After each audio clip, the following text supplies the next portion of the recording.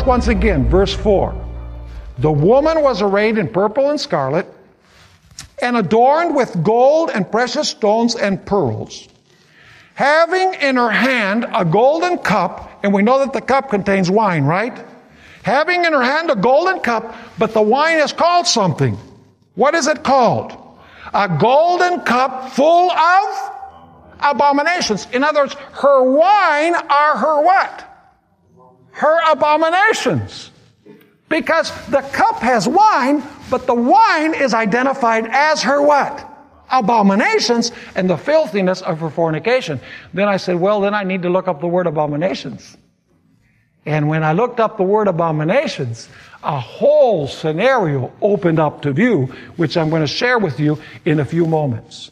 Now let me ask you, what does the harlot do with this wine, according to Revelation 17? She's got it in the cup, you know. She's got her wine or her abominations in the cup. What does she do with the wine? Does she just drink it herself? No.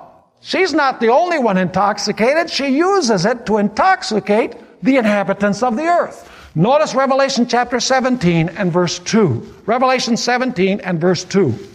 With whom the kings of the earth committed fornication, and the inhabitants of the earth were made what?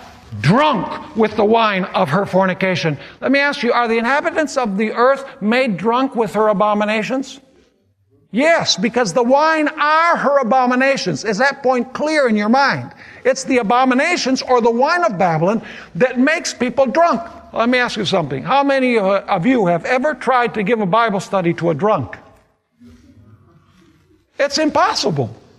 I mean, because their mind is affected. There's no way that they can grasp or understand truth because they're intoxicated. And so this religious system has given her wine or her abominations to the nations, and the nations have drunk these abominations. They've drunk this wine, and as a result, truth doesn't appeal to them. It doesn't make sense to them. In fact, notice Jeremiah chapter 51 and verse 7, where there's a similar idea. Jeremiah 51 and verse 7. Babylon was a golden cup in the Lord's hand, that made all the earth what? Drunk. The nations drank her wine. This is not God's wine. This is whose wine? Babylon's wine. Therefore, the nations are what? Are deranged. Do you know what the word deranged there means? It means the nations are out of their mind. They cannot think straight, is what it's saying. In other words, the abominations of this system lead people to be mentally unbalanced, intoxicated in the way that they cannot grasp truth. They simply cannot understand the truth. It's like a drunkard. Now let me ask you, why did Babylon fall? Well, let's review the first angel's message, which comes before the fall of Babylon.